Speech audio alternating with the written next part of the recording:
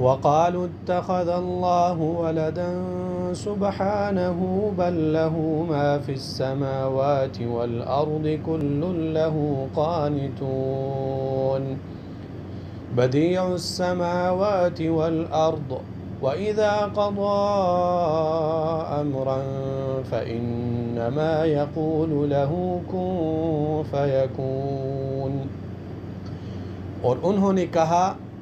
اللہ نے کوئی اولاد بنا رکھی ہے، وہ پاک ہے، بلکہ اسی کا ہے جو کچھ آسمانوں اور زمین میں ہے،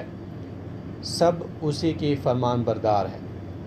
آسمانوں اور زمین کا پیدا کرنے والا اللہ ہے، اور جب کسی کام کا فیصلہ کرتا ہے تو اسے بس یہی کہتا ہے کہ ہو جاؤ،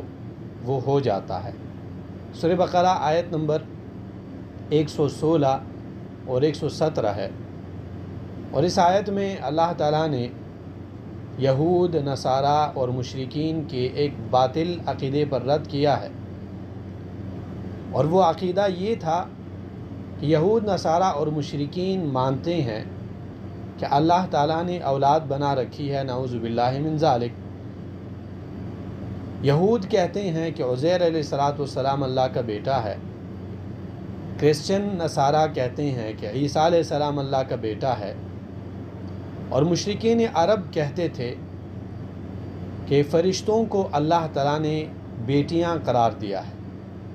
اللہ تعالیٰ نے اس عقیدے پر رد کرتے ہوئے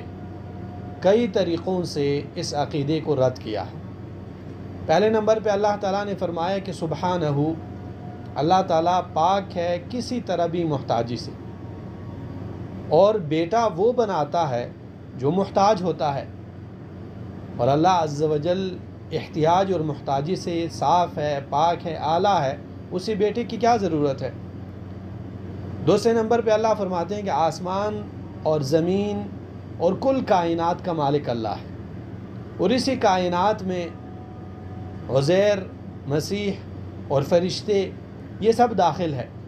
تو یہ اللہ تعالیٰ کے مملوک ہے، یہ اللہ تعالیٰ کے مخلوق ہے۔ تو مخلوق کیسے خالق کے لیے بیٹے بن سکتے ہیں؟ اسی طرح اللہ تعالیٰ فرماتے ہیں کہ بیٹا تو سرکشی بھی کر سکتا ہے، اور آسمان اور زمین اور کل کائنات کا عالم یہ ہے کہ یہ کبھی بھی اللہ تعالیٰ کے حکم سے سرکشی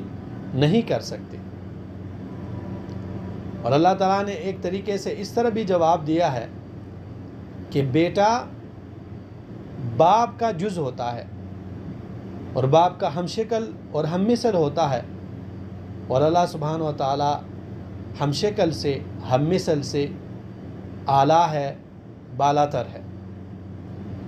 اور اللہ تعالیٰ نے ایک اور دلیل بھی ذکر کی ہے کہ اللہ تعالیٰ کو بیٹے کی کیا ضرورت ہے، بیٹا تو انسان کی مجبوری ہوتی ہے۔ اللہ تعالیٰ کے قدرت اور اللہ تعالیٰ کے علم اور بادشاہت کا عالم تو یہ ہے کہ اگر اللہ تعالیٰ کوئی چیز پیدا کرنا چاہے، کوئی کام کرنا چاہے، تو اللہ تعالیٰ صرف کہتے ہیں کن، ہو جا، تو کوئی بھی اللہ تعالیٰ کرنا چاہے وہ کام خود بخود وجود میں آ جاتا ہے۔ اور ایک دلیل اللہ تعالیٰ نے یہ بھی ذکر کی ہے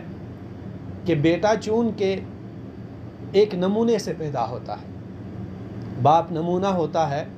بیٹا اس سے پیدا ہوتا ہے، اور اللہ تعالیٰ نے آسمان اور زمین جیسے کائنات کو بنا کسی نمونے کی، بنا کسی نقشے کے بنایا ہے اور پیدا کیا ہے۔ تو ایسے ذات نہ تو اولاد کے محتاج ہے